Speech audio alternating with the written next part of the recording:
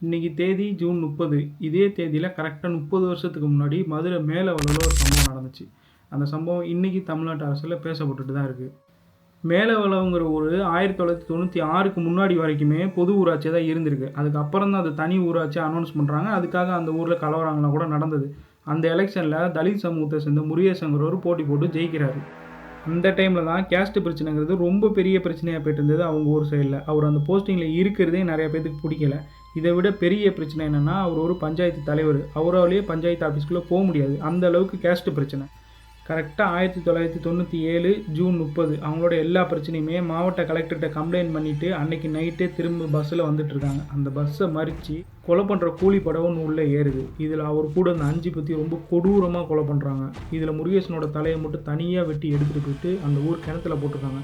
இந்த ஒரு சம்பவம் தமிழ்நாடு ஃபுல்லா ஒரு பெரிய பிரச்சனையாகுது. அதுக்கப்புறம் போலீஸ் அக்யூஸ்ட் எல்லாத்தையும் அரெஸ்ட் பண்ணிடுறாங்க. கோர்ட்ல கேஸும் நடக்குது. கொலை பண்ணவங்க எல்லாரும் ஜெயில் உள்ள போயிடுறாங்க. இதை விட முக்கியமான என்னதுன்னா, இந்த கொலை பண்ணுறதுக்கு காசு எப்படி ரெடி பண்ணாங்கன்னு தெரியுமா? நம்ம ஊர்லலாம் திருவிழா நடந்தால் வீடு வீடுக்கு போயிட்டு காசு வசூல் பண்ணுவோம்ல, அதே மாதிரி அந்த ஊர்லேயும் பக்கத்து ஊர்லேயும் மேல் ஜாதின்னு சொல்லிடுவாங்க. வீட்டிலலாம் போயிட்டு அவங்கள கொலை பண்ணணும்னு சொல்லி காசு வசூல் பண்ணி கூலிப்படைக்கிட்ட கொடுத்து அப்படி கொலை பண்ணியிருக்காங்க. இது நடந்தது 1997ல. ஆனால் இந்த சம்பவம் விட்டுட்டு போன கேள்வியும் அதை பற்றின நினைவும் இன்னமும் தமிழ்நாட்டோட உள்ளாட்சி அரசியலில் இருந்துக்கிட்டே தான் இருக்குது. இப்போ வருஷம் 2026. இன்னமும் தமிழ்நாட்டில் சாதிக்கான கொலை நிற்கவே கிடையாது.